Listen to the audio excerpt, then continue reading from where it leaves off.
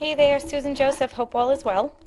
Bringing you the newest video on 9 questions to ask before you hire a real estate agent. So, just some different tips for you. It amazes me how people choose realtors and how there really just seems to be no method to the madness. They either just were a friend of a friend or a cousin's brother or what have you. So you really should be selective because once you lock into a contract, you can be tied to this person for, 6 months, and your house really only has one chance at being that new listing. So you really want to make sure that you make it count.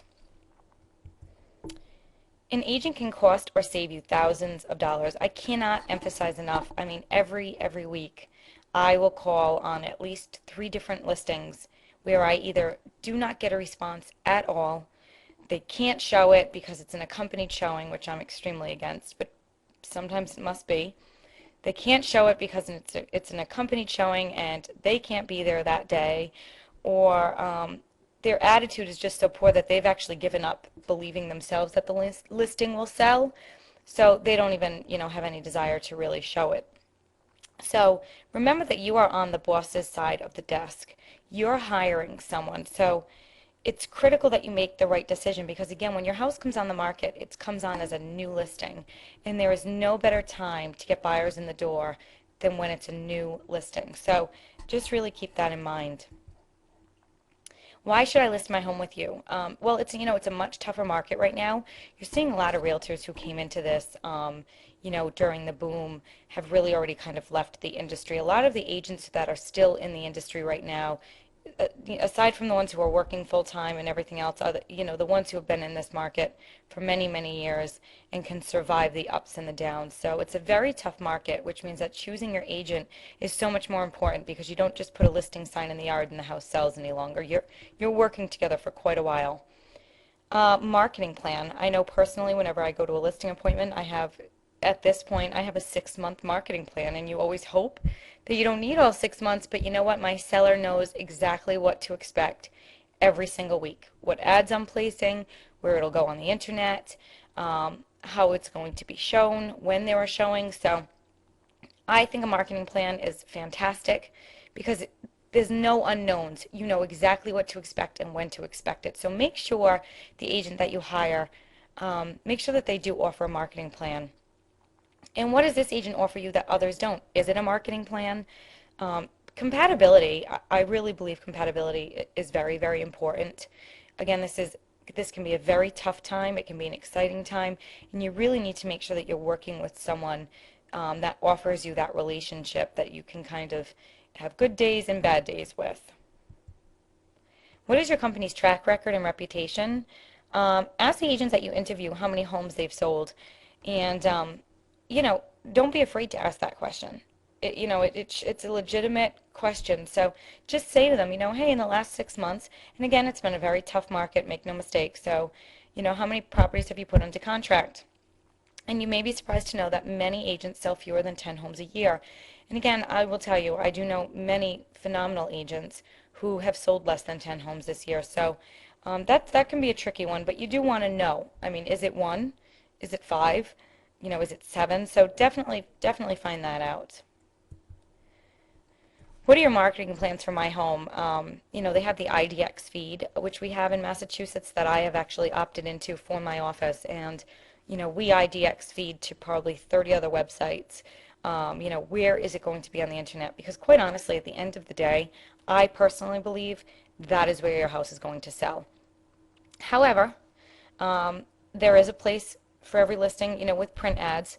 So, personally, I don't do them very often, but when I do an open house, I do them, things like that. So just don't go into it with different expectations. You want to know, are there going to be any print ads done, or is it going to be strictly internet marketing? And at least, again, then there's no disappointment in 3 or 4 weeks when you think that your house is going to be in the paper every weekend. Open houses, that's another one. They know my open house schedule from the day I list their house. They know exactly when I'll be doing them, and if we need to change them to accommodate their schedule, then certainly we do that as well. But, take the question mark out of that and definitely know if open houses are going to be done on your property. In this kind of market, I generally do them every 3 to 4 weeks. I know that may seem like a stretch, but you don't want to overdo it. You don't want to be the house that people are, once your address gets known and it's out there, you kind of become the elephant in the room. So in this market, as we sit here today, I think every 3 weeks is definitely fair. What is your company sold in my area? Does this agent sell homes in your area? And are they familiar with your area? I see that especially going on a lot now. Agents are driving a lot farther than they ever used to for those listings because business is kind of so far and few in between. So I see a lot of agents kind of plopping down in different areas where, their offices are an hour away. I personally generally will go up to 40 to 45 minutes from my office or my home area, so Rhode Island, or Uxbridge, Mass, to cover listings. But you do want to know if they're dominant in this area, if that's something that's really important to you. So find that out. Where is their general marketing area? Does your broker control the advertising or do you? This is very interesting. And I would say majority, I'm not going to certainly speak for all, of what they call the conventional offices, which are offices like Coldwell Banker, Century 21, ERA, all of those conventional offices, the broker generally controls the advertising. The agents don't even place their own ads. I think that maybe they fill in a form, and when the broker wants to advertise it, they do. You may be able to put in requests for it, but it's not, and most of these agents don't pay for the advertising themselves because they're paying so much to the broker to do this for them. So I own Remax American Dream, and at Remax American Dream, my agents get a much higher cut of their commission, but they pay for and control their own advertising, and we believe that that's extremely, extremely important. So generally, Remax offices, all of the agents control their own advertising. Conventional offices, the broker in the office generally controls the advertising. So another great question for you to ask. On average, how long does it take for your listings to sell? This is a big one because it kind of gives you an idea of how well they price a home. Because if a home is priced right, it will sell. Don't get me wrong, at the end of '05, I could have practically given a house away and we couldn't have gotten a buyer in the door.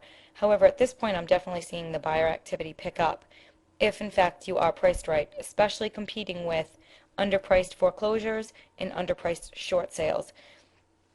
How many buyers are you currently working with? Again, buyers are kind of far and few right now.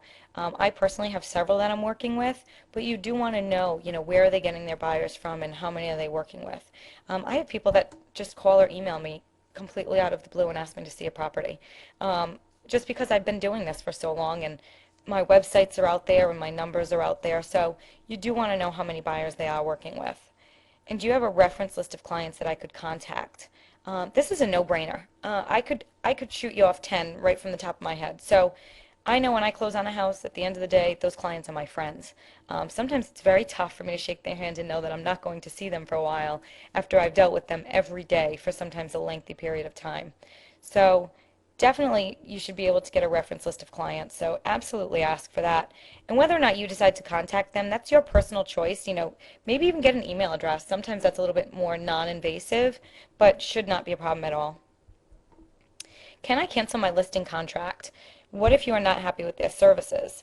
Will there be a penalty if you cancel?